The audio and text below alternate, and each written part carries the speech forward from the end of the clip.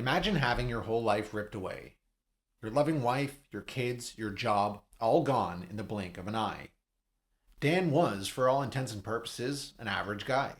He graduated college, married the love of his life, Lisa, worked his way up the corporate ladder, and had two beautiful kids, a boy and a girl, Thomas and Tiffany. It all started after they moved into their new house. See, Dan had just been promoted, they signed some mortgage papers, and were celebrating the arrival of their daughter, Tiffany. Friends and family joined them to enjoy some good food, beautiful weather, and a few drinks. The party was great. After the final guests had left, Lisa and Dan took a moment in each other's embrace to pause and just appreciate the blessings that had been bestowed upon them.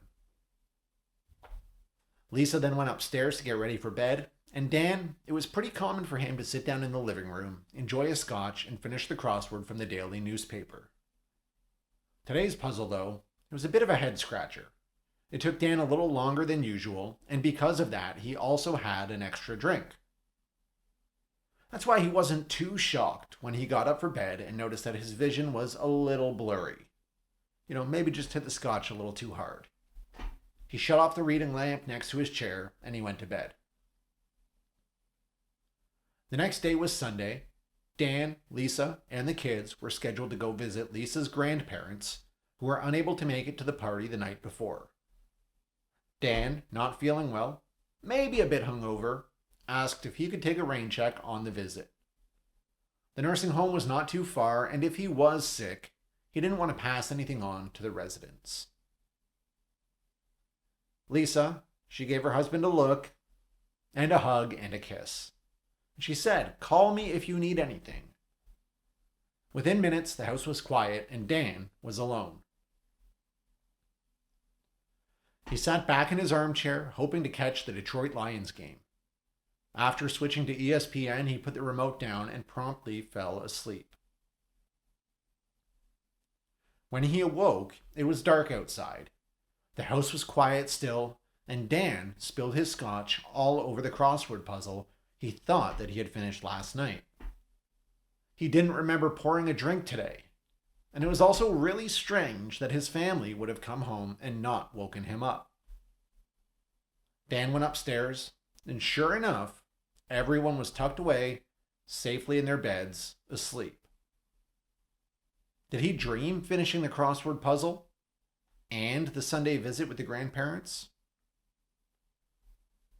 Dan went back downstairs, and as he was cleaning up the spilled drink, he noticed something strange about the lamp on the table next to his armchair. It seemed to be flickering. Not the bulb itself, but the whole lamp. When he reached to turn it off, he couldn't. The lamp was now more blurry than ever, and his hand just couldn't reach.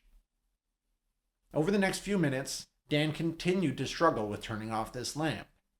Something he had done every day for the past 10 years. It only became harder and more tiring. Dan was feeling his energy draining.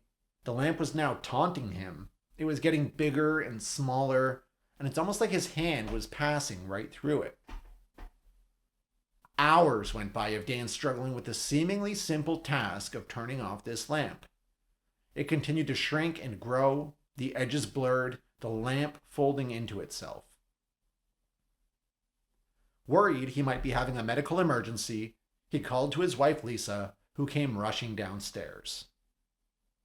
By the time she reached him, she saw Dan in his armchair, a mess, covered in sweat, soaked right through his shirt, and focused on the lamp.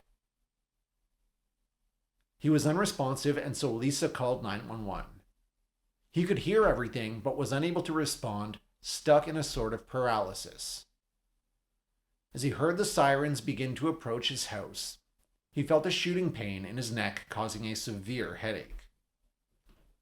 The paramedics came in, they wheeled Dan out to the ambulance, and that is when it happened. Dan opened his eyes, but he wasn't at his home in Michigan.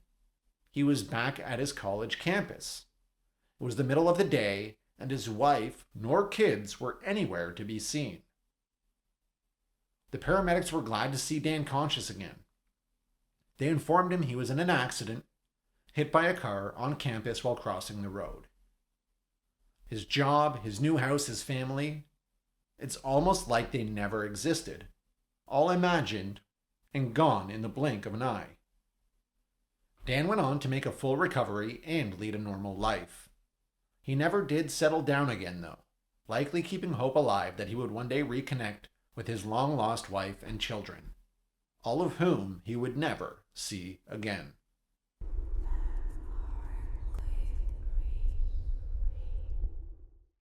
Hey guys, if you made it this far, I just want to say thank you so much for watching. Please make sure to hit the like and subscribe button. We upload 2 videos every single week. Let us know down in the comments, what do you think about this story and what type of stories would you like to hear in the future? Thanks again. We'll see you in the next one.